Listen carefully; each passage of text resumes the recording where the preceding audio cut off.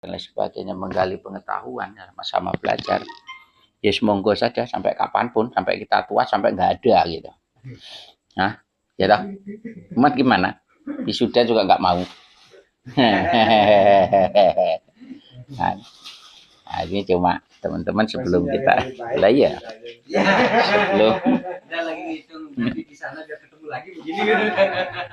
sebelum kita lanjutkan, saya ingin bercerita sedikit ya. Kita ini sebagai makhluk sosial yang tentunya kita tidak bisa berdiri sendiri, ya. Jadi kalau di luar sana ada orang yang berprinsip bisa berdiri sendiri di kakinya sendiri, nah ini mendingan hidup di tengah hutan, di tengah lautan. Sebab apa? Hakikatnya manusia itu adalah makhluk sosial yang tidak bisa terlepas dari manusia yang lain. Itu makhluk yang lain. Apa buktinya? Buktinya mudah, Pak. Buktinya itu, coba aja lah. Kita waktu bujangan mau nikah, ya minta tolong dinikahkan oleh orang lain. Kemudian setelah itu, istri kita hamil untuk melahirkan dan dilahirkan, juga minta tolong kepada orang lain. Setelah itu lagi, ya toh, menikah lagi, yang lahir itu minta tolong dinahkan orang lain. Kemudian sampai nantinya kita mati, ya toh, perginya juga minta tolong pada orang lain. Jadi fakta-fakta itu membuktikan bahwa manusia itu tidak bisa berdiri di atas kakinya sendiri. Jadi kalau ada persepsi yang mengatakan kita harus berdiri di kaki kita sendiri, ini ya kita perlu minta pendidikannya.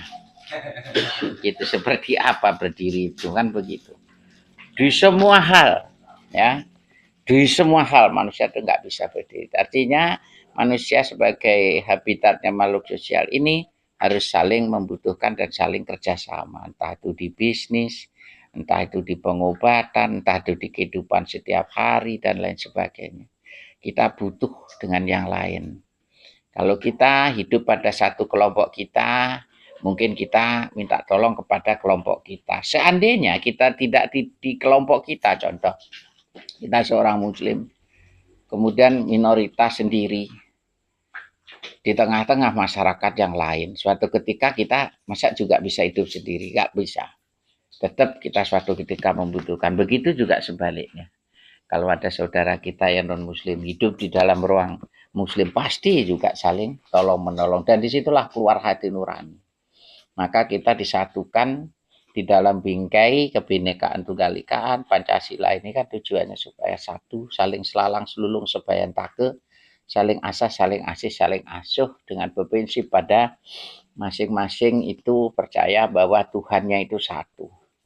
Jadi kalau Tuhannya itu satu, maka secara otomatis dengan bahasa Tuhan yang Maha Esa itu, ya Tuhannya orang lain sama dengan Tuhan kita. Masalah tatanan tata cara itu kan pribadi masing-masing. Masalah surga dan neraka itu urusan yang pangeran, kan begitu. Intinya kita sebagai makhluk sosial, disuruh kita bersosial, tidak bisa berdiri di atas kaki sendiri, yaitu saling membutuhkan. Dengan nyalana, oleh karenanya teman-teman, kebiasaan saya sebelum memberikan satu ilmu pengetahuan kan tak isi seperti ini supaya kita ini ada paham gitu. Iya, ada paham prolog mukadimah itu supaya kita paham dalam hidup ini bahwa kita tidak sendiri dan selalu membutuhkan siapapun yang ada di sekitar kita, di sekeliling kita. Jadi kalau ada yang mungkin dari jenengan sendiri bisa berprinsip hidup sendiri, ya hidup di tengah hutan aja. Maka kalau di tengah hutan sendiri butuh duit, Pak. Jadi duit itu tidak berfungsi itu di tengah hutan. Soalnya di tengah hutan gak enak dagang. Sama tengah laut. Ya, sama tengah laut itu gak berfungsi itu. Ya toh? Tapi selagi kita masih berkumpul dengan manusia yang lain, duit itu berputar, saling melekat kepada diri kita. Ya, mengintipin kita, ngintilin kita, bahkan kita cari supaya kita sampai dapat. Nah, itu pesan saya. Jadi kita dalam hidup belajarlah untuk bersosial, kemudian saling selulung sebayan take antar siapapun dengan cara-cara yang tidak melanggar tentunya aturan agama kita, aturan negara kita lah. Kita kan bisa sudah dewasa, bisa memilah-memilih, orang banyak pengetahuan. Kita harus di mana? Nah, pada intinya tidak ada seorang manusia itu minta dilahirkan begini begitu gitu. Ya, kebetulan jenengan dilahirkan di lingkungan muslim dari leluhur jenengan agamanya Islam. Mungkin kalau dulu lingkungan jenengan itu ateis, mungkin ya juga ateis gitu lah. Atau mungkin kalau dulu pakai buyut kita itu di lingkungannya di situ memang lingkungan mungkin Buddha, Hindu atau apa, Konghucu atau apa itu agama tuwo dan lain sebagainya. Ya mungkin seperti itu. Makanya itu bukanlah sebuah permintaan, tetapi itulah kenyataan hidup kita pada porsi yang sudah ditentukan oleh Allah di situ. Ya dibaik-baikin saja apa yang sudah dikodratkan pada diri kita. Cuma ya jangan lupakan bahwa kita itu dengan siapapun itu Tuhannya satu. Itu yaitu Tuhan yang Maha Kuasa atau sebutan kita Allah Subhanahu wa taala. Masalah orang lain menyebutnya lain ya semoga itu sesuai dengan apa yang diyakini. Jadi itu teman-teman ya sedikit mukadimah saya. Kali lagi kita harus hidup bersosial, selulung sembahyang take karena kita memang intinya membutuhkan orang-orang di sekitar kita, teman kita, sahabat kita, saudara kita. Gitu.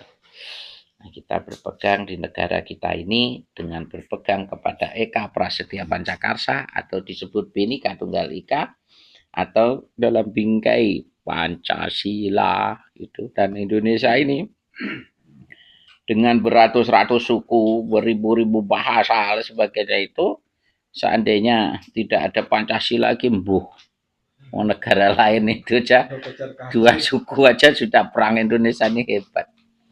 Dan Pancasila itu adalah buatan daripada tokoh-tokoh tempo dulu yang menyatu dari berbagai suku, agama dan lain sebagainya. Kebetulan pada saat itu yang mendominasi adalah tokoh-tokoh muslim, akhirnya bersepakat membuat yang namanya Pancasila itu 5 dasar. Nah itu saja yang saya sampaikan di awal. Kita menggali lagi ilmu pengetahuan yang jenengan inginkan dari saya, ya.